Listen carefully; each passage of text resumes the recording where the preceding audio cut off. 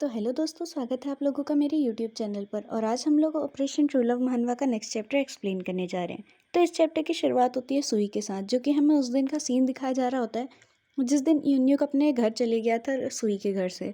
यानी कि जब सुई के घर पहले दिन यून्यूक आया था उस दिन।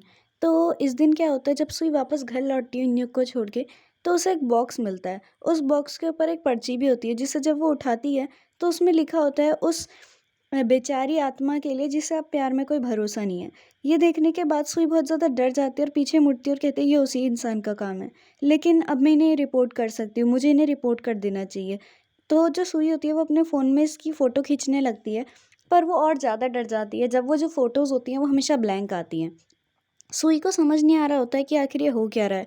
मैं फ़ोटो तो ले रही हूँ लेकिन स्क्रीन बिल्कुल ब्लैंक क्यों आ रही है। ये देखकर वो बहुत घबरा जाती है और अपने डैड को बुलाते हुए घर के अंदर जाती है, पर घर में कोई होता ही नहीं है। तो इसीलिए जब वो अपने डैड को फ़ोन करती है और सोचने लगती है कि आखिर डैड फ़ोन क्यों नहीं उठा रहे, तब उसे याद आता है कि हाँ, उसके डैड ज़रूर मॉम के साथ मूवी देखने गए होंगे या फिर कुछ अच्छा खाने पीने लगे होंगे, क्योंकि उसके डैड और उसकी मॉम का बाहर जाने का प्लान उस दिन था। तो जो सुई होती है वो अपने घर के सोफ़े पे बैठ जाती है और सोचने लगती है कि आखिर मॉम डैड कितनी देर में आएँगे, या फिर रैम अभी तक आई क्यों नहीं? उसे तो आ जाना चाहिए था। फिर जो सुई होती है वो कहती है कि मुझे बहुत ज़्यादा डर लग रहा है, क्या मुझे इस बॉक्स को खोल देना चाहिए? लेकिन अगली बार सुई अपना सर ज़ोर-ज़ोर से हिलाने लगती है और कहती है नहीं, बिल्कुल नहीं, अगर इसमें कुछ खतरनाक हुआ तो मेरे ख़्याल से मुझे इस बॉक्स को बाहर रख देना चाहिए, और जब मॉम डैड आएँगे तब वो इसे खोल के देख लेंगे कि क्या है इसमें। तो जब सुई उसे उठा के ले जा रही होती है तो गलती से उससे गिर जाता है, और उसमें से एक और पर्ची आती है, निकलती है, जिसमें लिखा होता है कि अगर तुम मेरे मैसेजेस से परेशान हो चुकी हो तो तुम्हें इस बॉक्स को खोल देना चाहिए। ये पढ़ने के बाद सुई थोड़ी हिम्मत जुटाती है और वो बॉक्स खोल देती है, जिसके बाद उसमें से एक अटैचर टाइप का कुछ निकलता है, जिसे वो अपने लैपटॉप पे लगा देती है। उसके साथ उसे एक पर्ची और भी मिली होती है, जिसमें एक मैनुअल टाइप का बना रहता है, जिसके हिसाब से उसे अपने जो जेली पॉप फ़ोन है उसका सिम निकाल के इस अटैचर पे लगा देना है। तो वो यही करती है, पहले तो सिम को निकाल लेती है और फिर उसमें लगाती है। लेकिन जैसे ही वो सिम लगाती है, उसके लैपटॉप में एक अजीब-सा कुछ चलने लगता है फ़िल्म जैसा, जैसे किसी ने कोई ऐड क्रिएट किया हो। ये देख के सुई का दिमाग ही घूम जाता है और वो सोच रही होती है कि आखिर ये क्या बकवास है। उसमें बोल रहा होता है, कोई एक्ट्रेस का नाम लेता है वो, और कोई सन बताता है, मतलब कोई ईयर बताता है, और कहता है इस ईयर में इससे लेकर दूसरी एक्ट्रेस और तीसरे एक्टर वगैरह-वगैरह के बारे में बताने लगता है। वो कुछ फ़ेमस, जो अभी करंट टाइम पे फ़ेमस ग्रुप होते हैं उनके यहाँ के, मतलब आइडियल ग्रुप्स होते हैं, उनके बारे में भी बताता है, जैसे कि कूल वाटर बॉयज़ और ये सब वो सब, ब्लैक पंक और वगैरह-वगैरह। मुझे लगता है कूल वाटर बॉयज़ और ब्लैक पंक तो हमारे कुछ जाने-पहचाने असली दुनिया के कैरेक्टर्स में से लिए गए हैं। लेकिन इनको दिखाने के बाद वो कहता है कि ये सब के सब 100% सक्सेसफुल रहे हैं। इसका क्या कारण हो सकता है? आखिर मरांग ऐसा कैसे कर सकता है? लोग कहते हैं कि मरांग को गॉड ने प्रोटेक्ट किया है, पर ये बात स्लोगन के तौर पे तो अच्छी दिखती है, लेकिन असलियत कुछ अलग है। दरअसल मरांग ही भगवान है।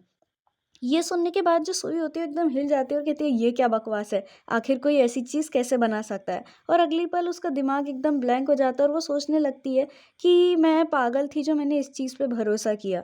लेकिन क्या ऐसी कोई संस्था हो सकती है जो कि सीईओ को पूजा करती हो? खैर, मुझे क्या करना है, इसे बंद कर देती हूँ, ये बकवास है। पर जब वो उसे बंद ही कर रही होती है तो उतने में ही वो और बंदा बोलने लगता है उस लैपटॉप में ही कि हम लोग दूसरों को भगवान, मतलब हम खुद ही मरांग भगवान हैं, और ऐसा इसलिए क्योंकि हम लोग दूसरों के लव पॉइंट्स या फिर सीधे-सीधे कह सकते हैं लव स्कोर को गिन सकते हैं। जो सुई होती है वो आगे सुनने लगती है और वो कहता है कि अगर मरांग भगवान नहीं होता, तो वो ये बात कैसे पता लगा सकता था कि एक इंसान को पैदा हुए से लेकर उसकी डेथ तक कितने लोगों से प्यार मिलेगा। जी हाँ, हमारी टेक्नोलॉजी ने, मरांग की टेक्नोलॉजी ने ऐसा कुछ कर दिखाया है, जिससे हम बता सकते हैं इस दुनिया भर में कोई भी इंसान को बचपन में जिस दिन वो पैदा हुआ, तब से लेकर उसकी डेथ तक कितने लोगों से प्यार मिलेगा। ये सब सुन के सुई थोड़ा-सा अपना मुँह फुला लेती है और पता नहीं क्यों उसे अच्छा नहीं लग रहा होता है। पर उतने में ही वो बंदा कहता है कि यही हमारे सक्सेस 100% सक्सेस रेट का एकदम पीछे का कारण है, कि हम लोग पता लगा लेते हैं कि कौन बंदा अपनी लाइफ में कितना ज़्यादा प्यार हासिल करने वाला है, कितने लोगों से प्यार हासिल करेगा। क्या तुम्हें नहीं लगता कि ये बहुत आसान हो जाएगा, जब हमें पहले से ही पता हो कि कोई कितने ज़्यादा लोगों को अपनी ओर अट्रैक्ट करने वाला है, हम उन्हीं लोगों को अपने पास ले लेते हैं आइडियल्स के तौर पे, और अंत में वो लोग सक्सेसफुल रहते हैं। उसके बाद हम एक अलग ही सा सीन दिखाने लगते हैं जिसमें हमें सुई और बेगडोहुआ को दिखाते हैं और पता नहीं वो कोई स्टोर रूम टाइप की जगह पे होते हैं और एक दूसरे के बहुत करीब होते हैं। देखने में तो ऐसा लगता है सुई अब इन चीज़ों को देखने के बाद अपना खुद का हैरम चलाने वाली है। खैर इस बात के बारे में अब बाद में बात करेंगे, आज के लिए बस इतना ही। Bye bye.